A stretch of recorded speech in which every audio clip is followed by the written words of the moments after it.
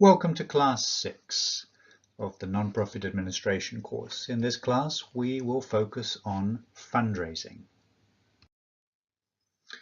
In the class, we will cover the following topics. First of all, why is fundraising so important to nonprofits? Why do many nonprofits actually struggle, though, to raise money?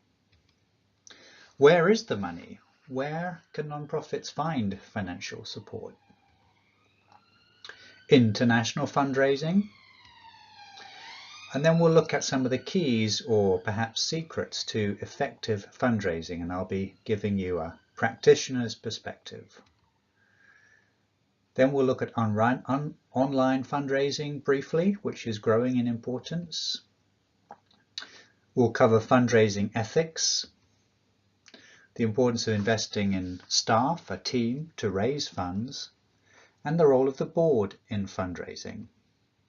And don't forget that the mid-course written assignment should have been, part 2 of that should have been completed by last Thursday, which was providing comments on your teammates' draft theory of changes and narrative, and the final assignment is due to me by next Thursday, and we'll cover that a little bit more at the end of this class today. There are a lot of materials online to give you more information about fundraising, and here I indicate one of the best resources from the National Council of Non-Profits. I also provided you with a set of reading for this class, and you can find other resources there as well as on some of the slides that I will be presenting today. So let's look at why fundraising is so important for nonprofits. And perhaps this is a stupid question, but in fact, most nonprofits, the vast majority of nonprofits, stay extremely small. Very few of them manage to grow to a significant size. In fact, most cease to exist after a relatively short period of time. Most, in other words, are unable to raise significant resources. Only a very few become large out of the hundreds of thousands of nonprofits that try to grow here in the United States, let alone internationally. And while many nonprofits do very well depending on volunteers and with minimal financial resources, if they are able to raise money, then this provides them with the ability to do a number of very important things. First of all, hiring professional and competitively paid staff and retaining them over the long term, which of course really helps to build and grow and improve the effectiveness of an organization. Secondly, investing further in professional fundraising capacity. With financial resources, you can then hire professional fundraisers who can then raise more money.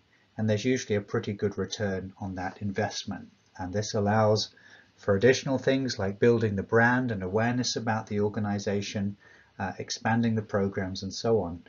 And if it's done well, a virtuous cycle can be created which drives further growth. Financial resources also allow an organization to experiment with different approaches, to innovate and to take risks.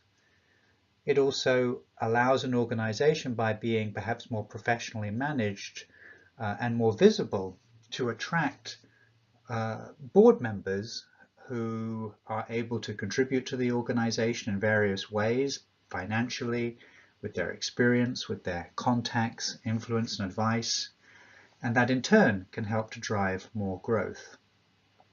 And of course, most importantly, most fundamentally, funding allows an organization to expand and sustain its activities and achieve a greater impact, which leads to more likelihood of achieving the mission of the organization on a larger scale. So why do so many nonprofits seem to struggle to raise money?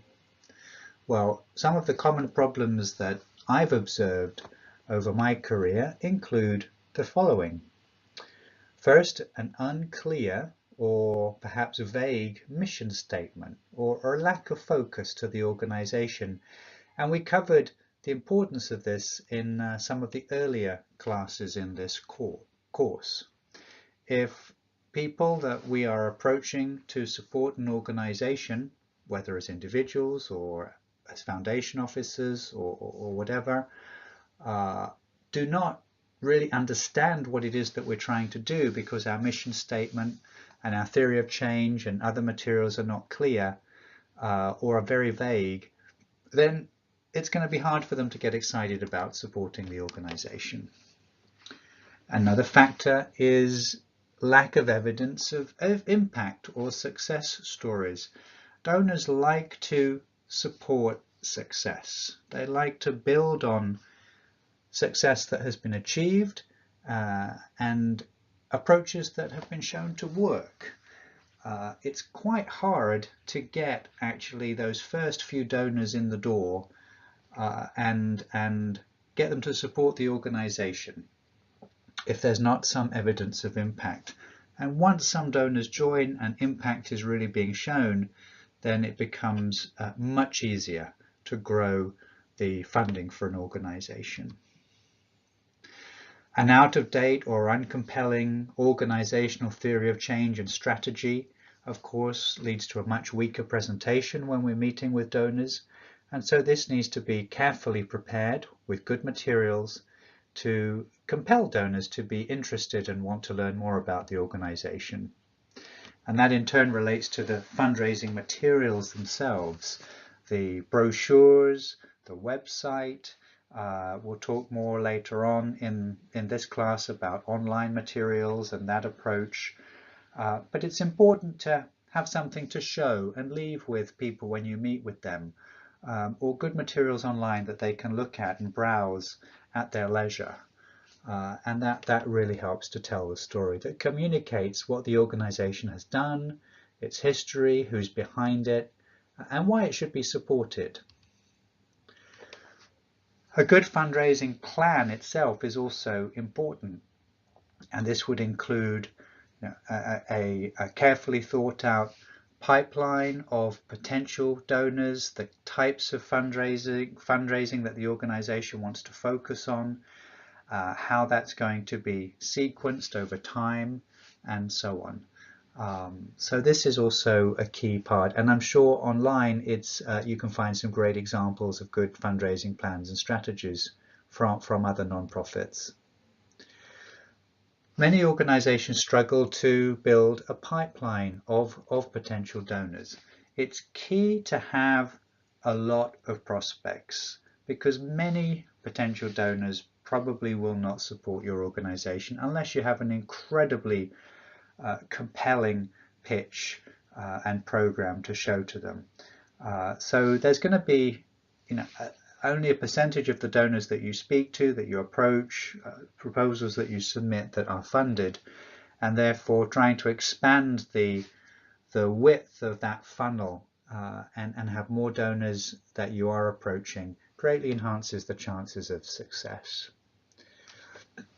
A very common problem I've observed, and an ongoing challenge even in quite large organizations like my own, is that even when potential donors are identified and met with, and there's good initial interaction with them and they express some interest, the organization doesn't follow up very effectively. It drops the ball or half drops the ball.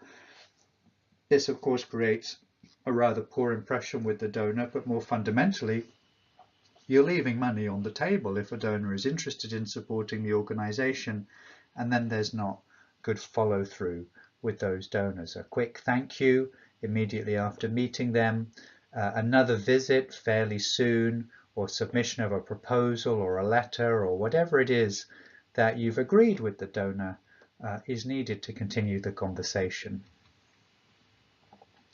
Smaller organizations also, of course, struggle to have professional fundraising staff on their teams, or they don't want to invest in that because they really want to put the vast majority of their money into the program, into getting the job done that the mission of the organization is related to.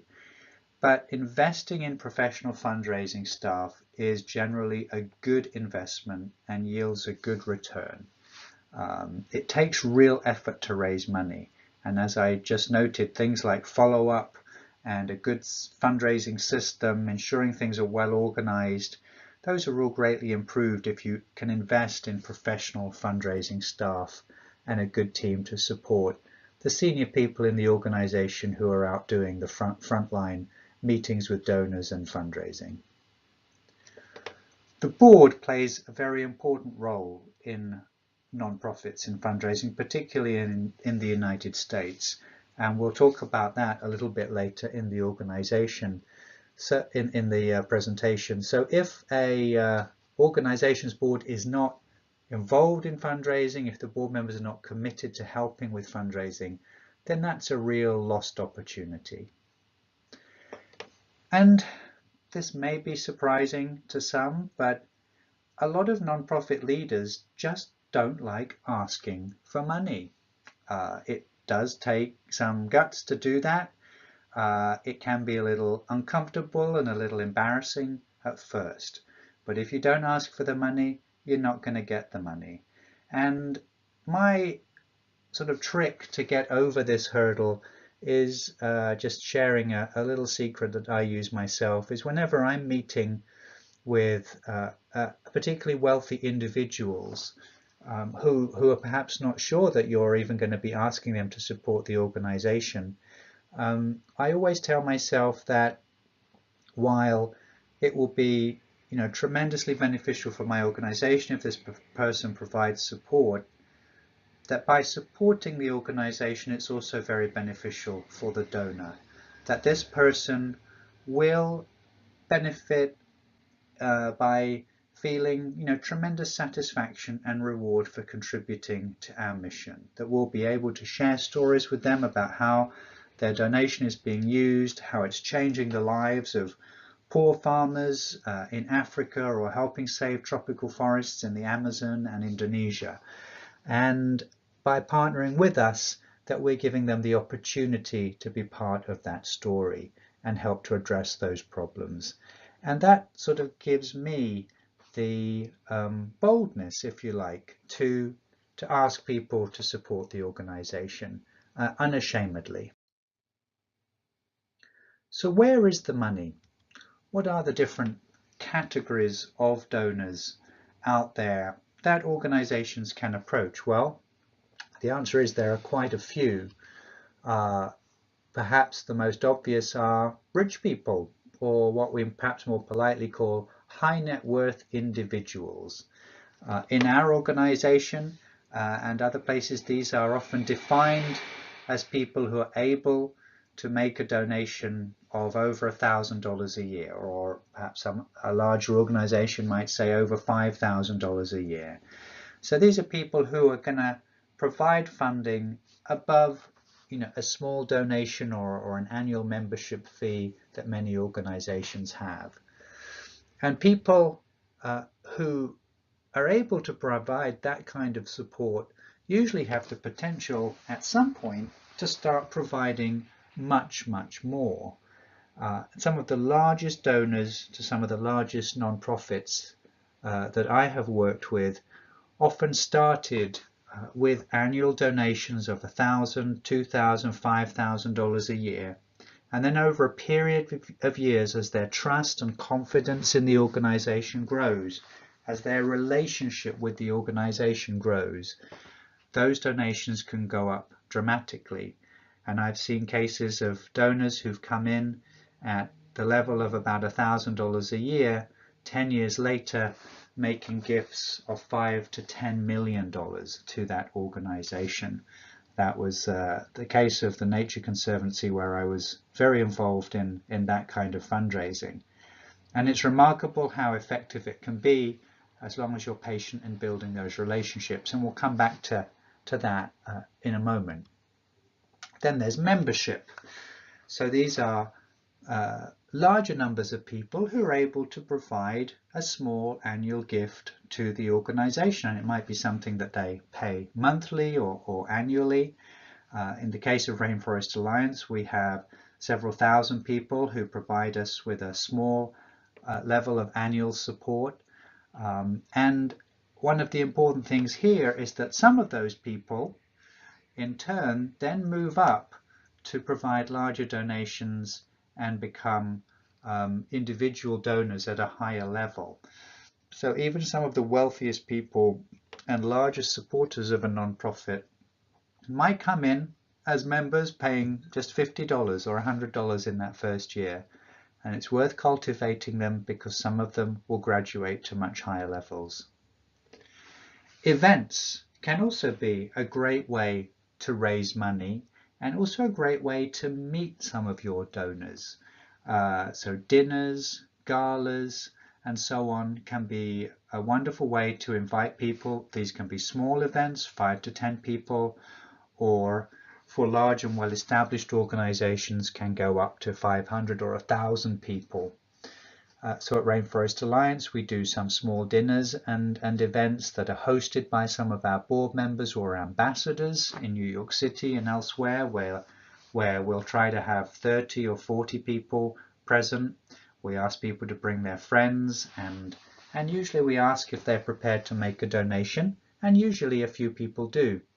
We also have an annual gala, which involves about 500 or 600 guests, and we sell tables and seats at that gala, and a table can go for at least $10,000, and some of our most generous donors and supporters will pay up to $150,000 for a table and bring 9 or 10 of their friends.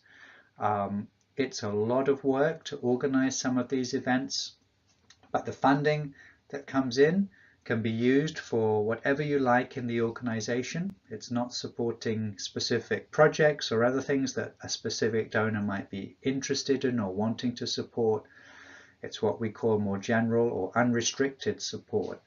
And that's really useful money because it gives you the flexibility to grow your organization and invest in what's most needed. Corporations and corporate foundations can also be very important sources of funding. And these are slightly different from each other.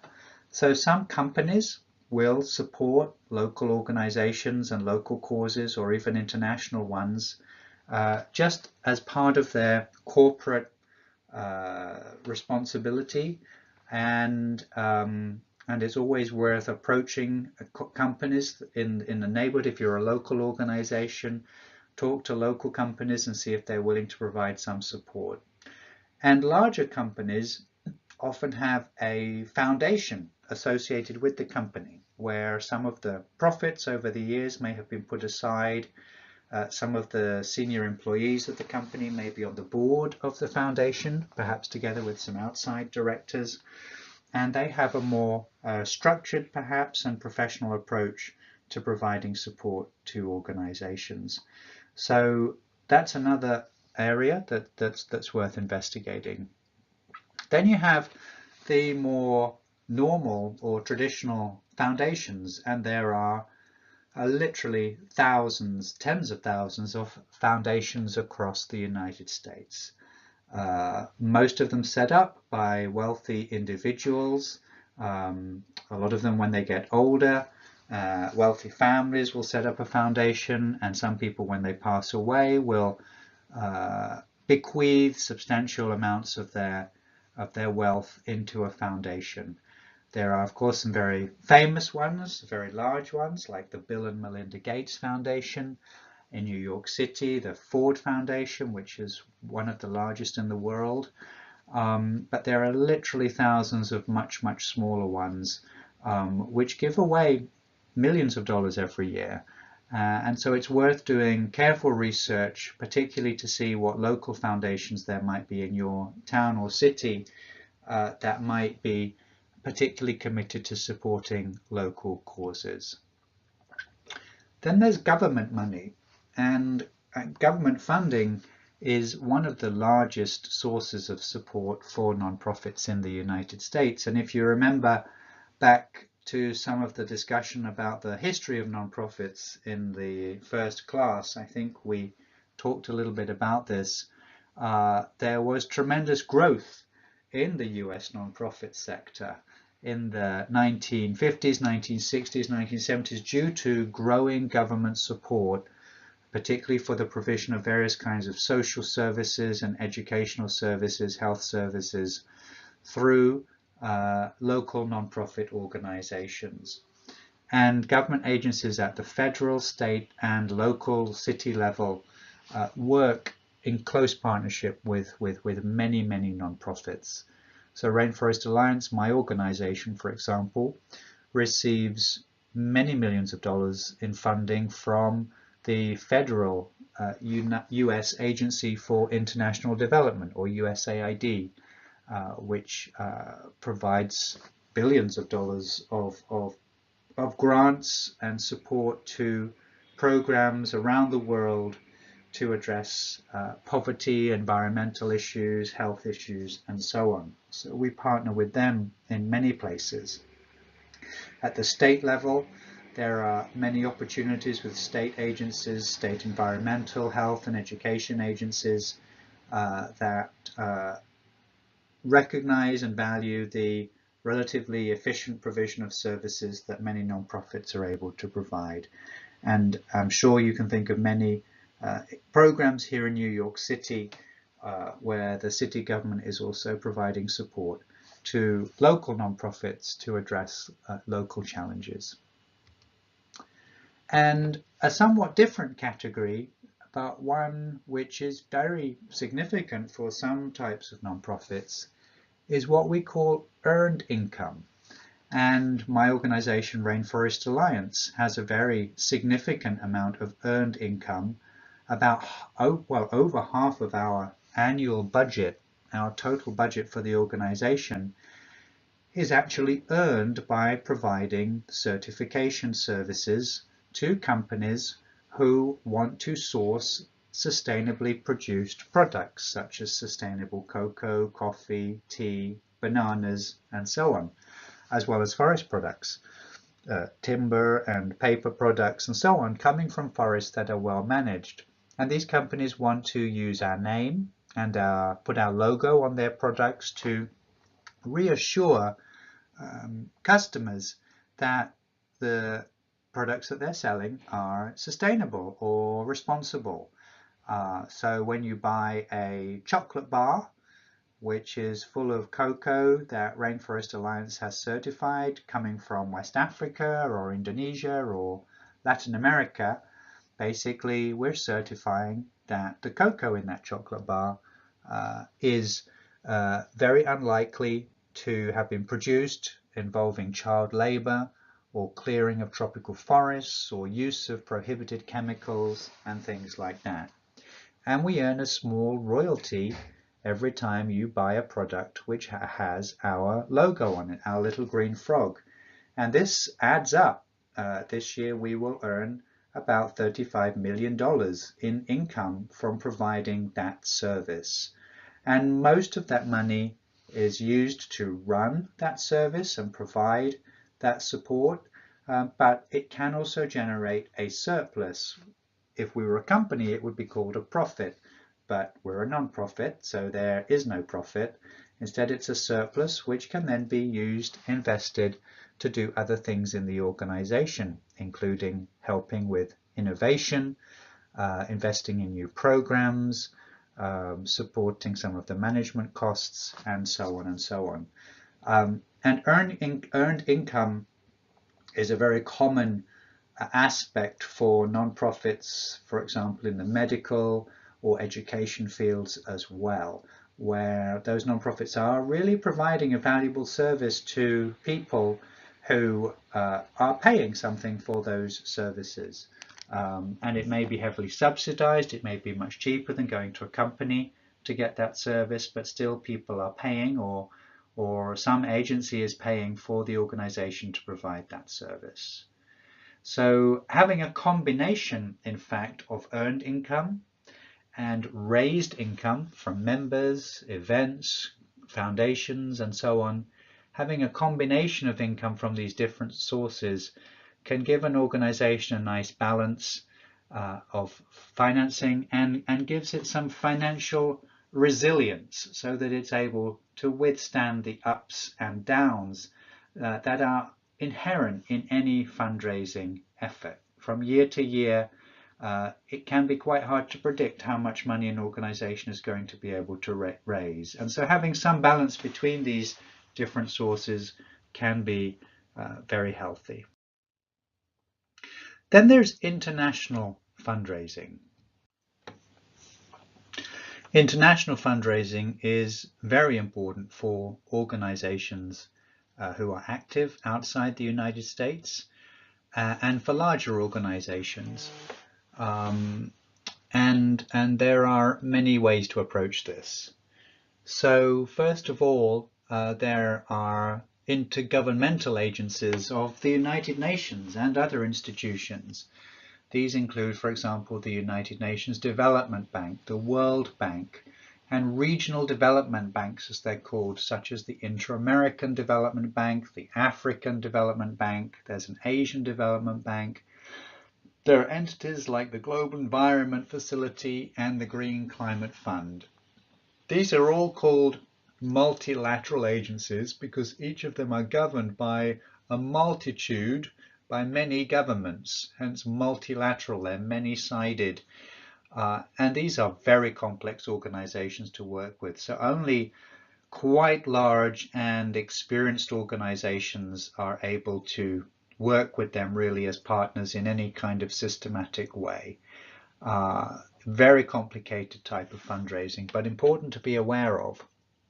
Then you have the bilateral development agencies, which are controlled by just one government.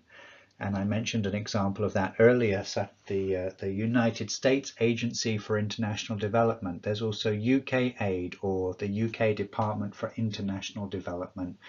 Most European countries have quite large international assistance or overseas development programs. Countries like Japan and China do as well. And in the case of Europe, many of these programs are directed to countries that were previously colonies of those countries, or they have some other close political or business relationship with as well. So that's another major source of funding. But like the multilateral organizations, these bilateral organizations, these large international government agencies are quite complex to work with. It's important to understand that these programs actually should be quite a lot larger than they are. The wealthy countries, the OECD countries, in fact, have committed to allocate 0.7% of their gross domestic products to overseas development programs, but most have fallen far short of this goal. And the United States is an example of a country which contributes far less than that level to its overseas assistance. Countries that have met that goal are particularly found in Scandinavia, in Northern Europe, where there's historically a much stronger commitment to this type of work. And then there are foundations, companies and individuals, of course, outside the United States who are also important potential sources of funding. And some of these may be much easier to work with than the government programs. But the good news for anyone working with a nonprofit that is in the United States is that by far the largest amount of funding in the world to support nonprofits generally is found in the United States, where there is such a strong tradition of wealthy families establishing foundations, of corporate philanthropy, and individuals and regular members of the middle class making donations every year to their favorite organizations. That's a tradition that is not seen anything like as strongly in most other parts of the world. So let's look at the keys or secrets to effective fundraising. So first of all, the key is to invest time and resources to get a return in terms of fundraising. This can include hiring professional fundraising staff, of course, and investing in having good materials and a great strategy, a good mission statement, and so on, a good website. All of that will help to generate a fundraising return. If you don't make the investment, it's going to be very hard to raise the money. You need to prioritize fundraising if it's going to work. Then the really important thing is to be building and maintaining relationships through systematic engagement and communications with your current donors and with your potential donors.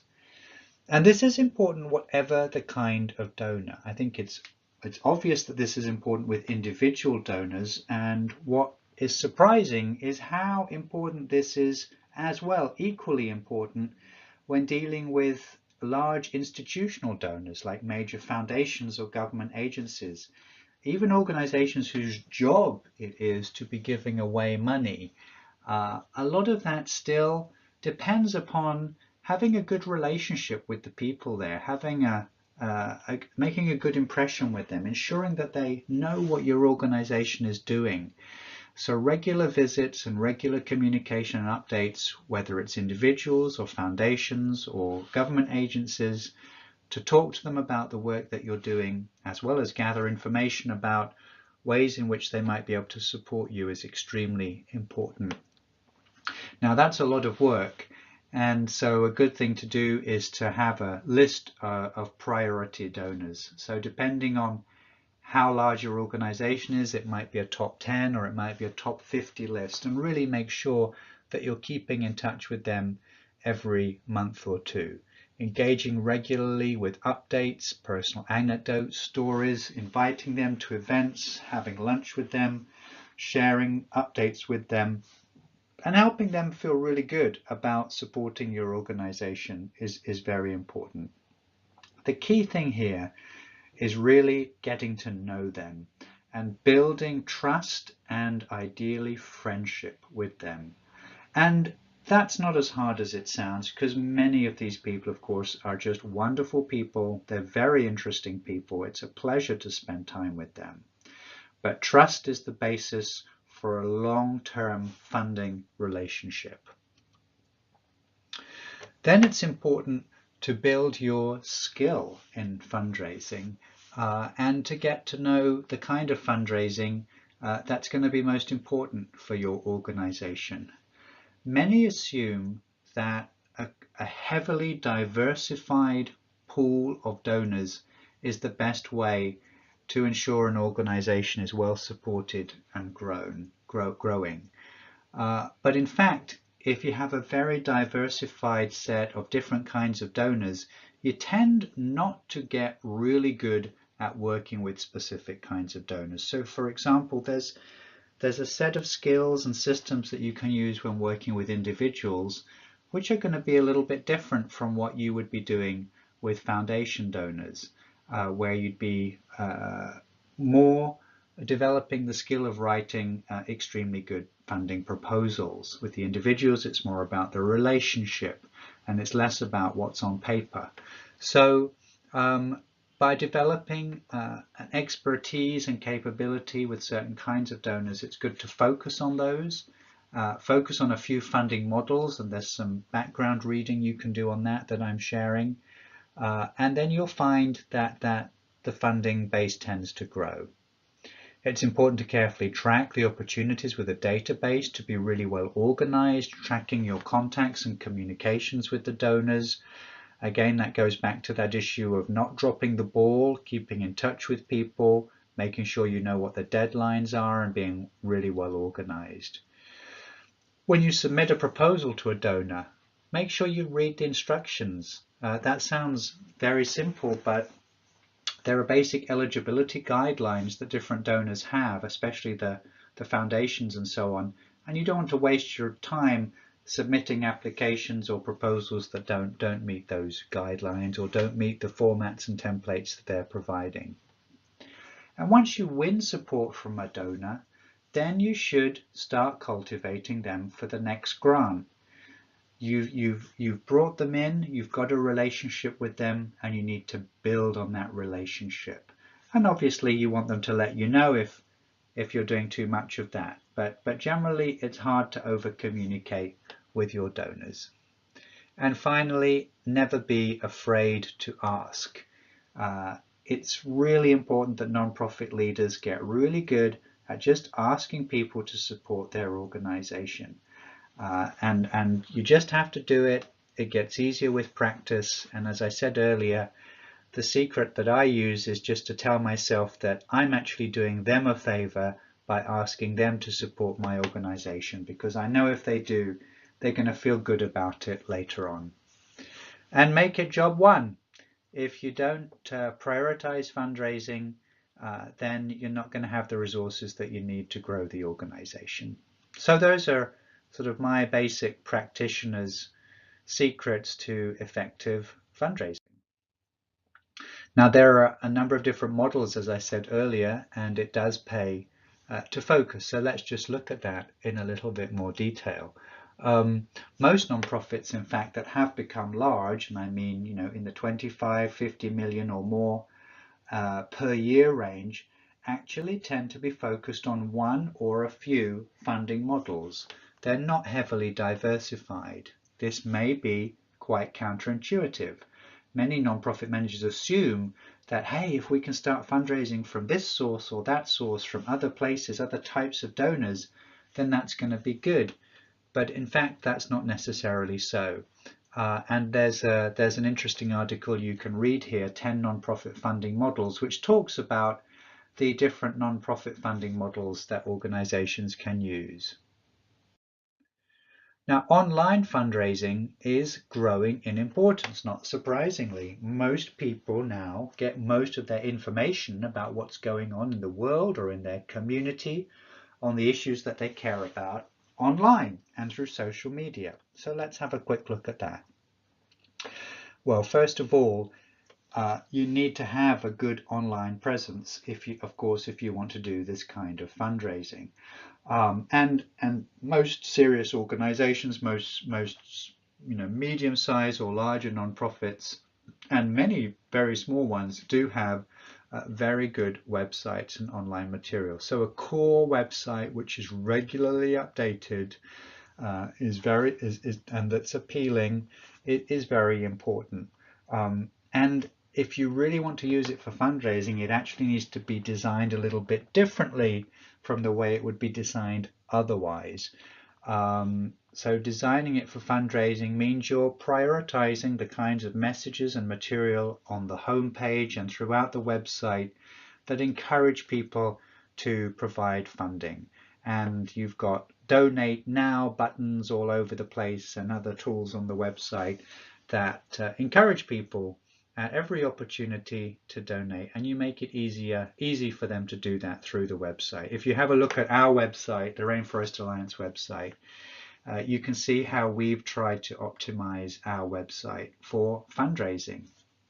And there are actually some trade-offs with that. Some of my colleagues actually don't like our website very much because it doesn't showcase and highlight some of the work that we're doing. And the reason for that is because we've chosen to put stuff up on the website that's going to generate more donations and present it in a way that appeals to individual donors.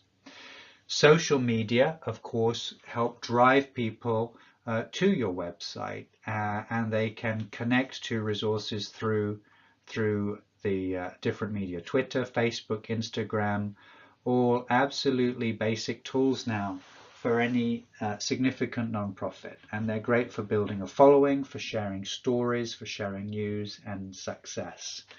We have staff at Rainforest Alliance, for example, that are basically full-time. A small number of staff were full-time working on the website and social media and connecting every day with hundreds of thousands of people around the world with information about our work. Now, online fundraising does require some website redesign, as I was saying earlier, and there can be a trade-off. So bear that in mind, and it is a basic strategic decision. If this is going to be a significant source of income for you, and it can be a very good one, then you need to accept that your website and other social media and so on are going to need to evolve a little bit. So let's look at fundraising ethics a little bit. This is very, very important. And these ethics are, some of them are very fundamental. They're about integrity, about legal compliance as well. But also, as I was working on this part of the presentation, it became clear to me that not only is this all stuff that you should do, that you must do, but it also will help you fundamentally to raise more money. So these are just good things to do anyway as part of your fundraising strategy. So fundamentally, it's important in all of your work to be honest and authentic. The key here, as I said earlier, in successful fundraising is building trust with the donors. If they don't trust you, they're not going to give you money. And honesty and authenticity, of course, consistently and always in your work and in your relationship with staff and donors and partners is the most important part of that process.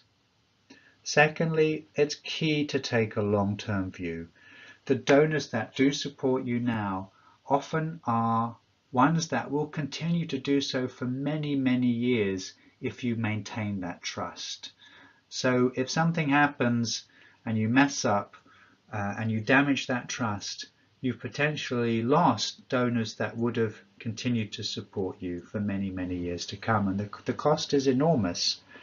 You need to ensure that your basic accounting capacity is in place once you've started to raise money.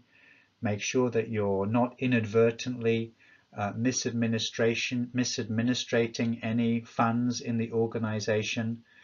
And as the organization grows, you need to make sure that that capacity is in place so that you can track very carefully how money is being used. Never ever misuse money.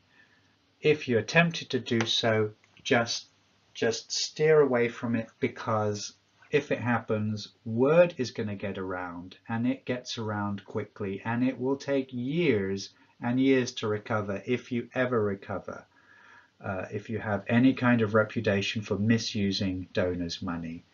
And that's aside from any legal issues and so on. Always be upfront with your donors about any difficulties or failures in the work that they have funded. Nobody expects everything to go well, and often when we're trying to solve some of the most difficult problems and challenges in society or in a community, we will fail, and donors understand that. And if you share those challenges and difficulties with them, it will actually help to build their trust and actually grow their support. So don't pretend that everything's going well and every dollar that you've spent has achieved everything you ever dreamed that it would and that you told the donor that it would. Be really upfront with them about what's working and about what's not working. Commission payments to fundraisers are considered inappropriate and unethical. So any professional fundraisers that you're working with, either as consultants or as staff, need to simply be paid a salary or a flat fee. They can't be given a commission of what they raise. That's just a basic rule.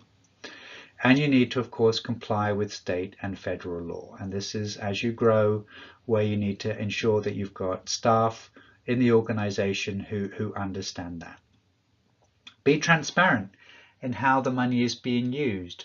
So put up on your website your financial statements and so on. If you're submitting an I-990 form to the IRS each year as a registered 501c3 in the United States, then be very clear and very transparent by sharing that information. And most nonprofits, good nonprofits these days, put up more financial information and more financial disclosures on their websites for everyone to see than they're actually required to by law. And there's a little bit more on fundraising ethics at this Council of Nonprofits website. So take a look at that.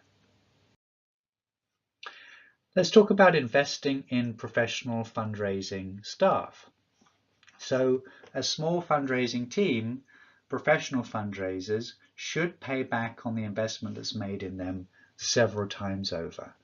As the team grows, more specialized staff can be added to it. For example, frontline fundraisers who are able to build and meet directly with wealthy individual donors, maintaining engagement with each of those persons, having a portfolio of donors that they work with. or you may add staff who are writing more technical proposals required to attract government agency funding or foundation funding. Typically, the head of a fundraising team in a nonprofit is a very senior position, usually reporting to the CEO or the president, and also able to work very closely with the board. And we'll talk more about the importance of the board in a moment. And those who have a good track record tend to attract higher salaries than many of the other senior staff. So this is an extremely valuable skill to develop. There is always a shortage of good professional fundraisers for the nonprofit sector. Head of fundraising in a nonprofit is one of the hardest positions to fill, in my experience. Let's look at the role of the board. So board members play an extremely important role in fundraising, and many US nonprofit boards actually require that all or almost all of their board members do make donations to the organization. A good rule of thumb here is that if somebody is on your board, your organization should be one of their top 3 recipients of support. A wealthy person may be supporting dozens of nonprofits, but if they're on your board, you should be in their top 3. And if you're not, you need to talk to them about why not. Wealthy board members also, of course, tend to have wealthy friends, and they should be expected to introduce you to some of those friends each year so that you can grow the overall pool of individual donors who are supporting your organization. If they're not connecting you with friends, perhaps they can connect you with foundations or people linked with government agencies, people involved with corporate foundations and so on, who can also help. And some of their friends also become potential board members themselves. And it's great to have board members also who themselves have experience as fundraisers so that they can help advise on the fundraising strategy and help explain to other board members what the expectations are. So those are the basic secrets of fundraising, a summary of my experience as a practitioner. There's some great additional reading that I've shared with you on the Blackboard, so have a look at that. And don't forget that we're still working on the mid-course written individual assignment. You should have provided comments on your teammates' drafts by last Thursday evening. If you didn't do that yet, please go ahead and do it. There's still time to do it, and I know that they will really appreciate your feedback. Please copy me when you do provide that feedback, because as you know, there are some points available for that as part of this assignment. And don't forget to email me if you have any questions or problems. I have had some emails and have been responding to those.